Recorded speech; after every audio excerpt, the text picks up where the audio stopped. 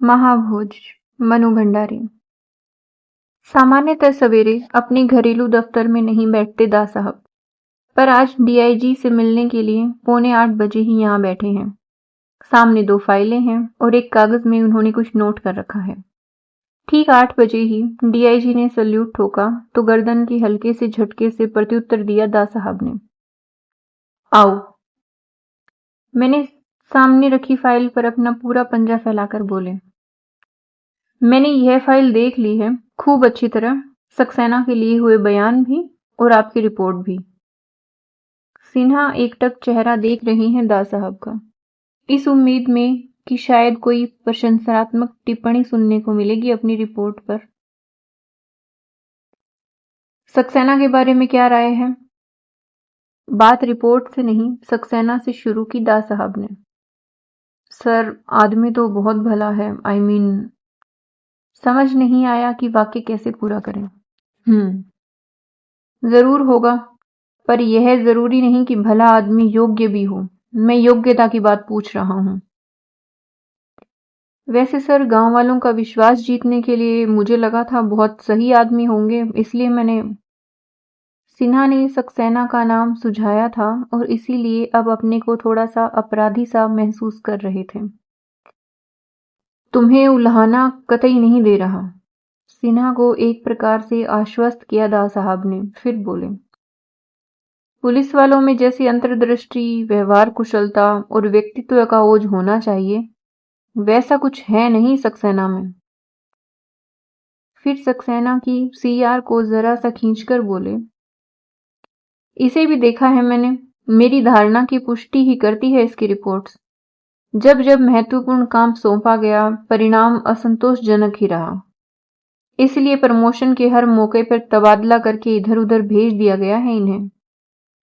2 minute को रुके दा साहब। सिन्हा समझ नहीं पा रहे हैं कि इस बात पर क्या प्रतिक्रिया व्यक्त करें। पुलिस वालों की दृष्टि बहुत निष्पक्ष और तटस्थ होनी चाहिए, कुछ के साथ सीमातीत सद्व्यवहार और कुछ के साथ अकारण ही दुर्व्यवहार। असंतोष फैलता है ऐसी बातों से। मैंने उन्हें वहां असंतोष दूर करने के लिए भेजा था, फैलाने के लिए नहीं। सिन्हा मन ही मन सोच रहे हैं, यह तो बिस्मिल्लाह ही गलत हो गया, पता नहीं उनकी अपनी रिपोर्ट पर क्या सुनने को मिलेगा। उस पुत्तन चाय वाले के बयान का क्या तुक? बिला वजह चीजों को उलझाना अपनी महत्ता दिखाने के लिए आदमी करता है कभी कभी, यह सब भी, पर मुझे पसंद नहीं। महत्ता हो आदमी में दिखानी ही चाहिए, अपने आप दिख जाती है। चेहरे पर गहरा असंतोष व्याप गया दा साहब के और सिन्हा का अपराध बोध और गहरा हो गया। प्रांत की राजधानी में एसपी का पद कम महत्व का तो नहीं होता, तुम देख लेना। और सक्सेना की सीआर सिन्हा के सामने सरका दी दा साहब ने। फिर बिसु वाली फाइल के पन्ने पलटने लगे। तुम्हारी रिपोर्ट भी देखी है मैंने, मेहनत से तैयार की गई लगती है। कृतज्ञ हो आए सिन्हा, पर दा साहब ने ज्यादा देर टिकने नहीं दिया यह भाव। मैंने भी सारे केस का अध्ययन किया है, बहुत गौर से। कुछ देर को रुके दा साहब। ऐसा लगता है कि निष्कर्ष तुम्हारे मन में पहले से था और रिपोर्ट बाद में तैयार की। होता है कभी कभी ऐसा भी, दिमाग में एक बात बैठ जाती है तो फिर सारे निष्कर्ष उसी दिशा में निकल जाते हैं। थोड़ा असमंजस में पड़ गए सिन्हा, कुछ समझ नहीं पाए दा साहब का संकेत किस ओर है। कुछ संकुचाते हुए बोले, लेकिन सर, ये तो बहुत साफ मामला है आत्महत्या का। और अगर मैं ना मानूं तो? अपनी सूझबूझ और गहरी अंतर्दृष्टि से पुलिस वालों के निर्णय को चुनौती देते हुए दा साहब ने कहा, मुझे खुद आश्चर्य हुआ, लेकिन खुले दिमाग और तटस्थ दृष्टि से देखा तो पाया कि मैं तो बिल्कुल दूसरे नतीजे पर खड़ा हूं। अजीब सी परेशानी घिर आई सिन्हा के चेहरे पर। दा साहब ने अपनी बात जारी रखी, क्रिमिनल साइकोलॉजी पर गहरी पकड़ और गहन अध्ययन तो नहीं है मेरा, फिर भी थोड़ा अधिकार जरूर है। तुम लोग तो मास्टर हो इस लाइन के। और अपनी नजरें सिन्हा के चेहरे पर गड़ा दी।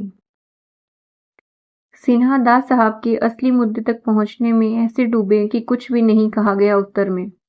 पर दास साहब को अपेक्षा भी नहीं थी शायद। उन्होंने अपनी बात जारी रखी। चतुर अपराधी ही सबसे अधिक आक्रामक मुद्रा अपनाता है कभी कभी। दास साहब एक क्षण को रुके और सीधे ही कहा, घटना वाले दिन बिंदा का गांव से अनुपस्थित होना और घटना के बाद उसका अतिरिक्त रूप से आक्रामक रवैया, संदेह के लिए बहुत गुंजाइश नहीं रह जाती। कतई चौंके नहीं सिन्हा। क्षण भर पहले ही वे समझ गए थे कि दास साहब यही नाम लेने जा रहे हैं। इस बार उन्होंने गौर से दास साहब को देखा और बेझिझक देखते ही रहे। उस दृष्टि में न स्वीकार था न नकार था, तो एक विस्मय। पर दास साहब विचलित नहीं हुए इस दृष्टि से, बल्कि अपनी दृष्टि से थोड़ा सा आक्रोश घोलकर उन्होंने कहा, आश्चर्य है सक्सेना, या आपको यह बात सूझी तक नहीं। खैर, एक बार फिर सारे मामले पर नजर डालिए, खुले दिमाग और पैनी नजर से। मुझे बिसु के हत्यारे को पकड़वाना है। वचन दिया है मैंने गांव वालों को, और अब आप पर छोड़ रहा हूं यह काम। बिना किसी जवाब का मौका दिए ही दास साहब उठे और भीतर का दरवाजा खोलकर अंदर चले गए। दास साहब की अंतर्दृष्टि से उपजा यह निष्कर्ष, यह तेवर, यह तैश, यह स्वर उनके जाने के बाद भी जैसे वहीं बना रहा और सिन्हा कुछ देर तक जहां के तहां खड़े रहे, जड़वत, अवाक और पूरी तरह से विस्मित।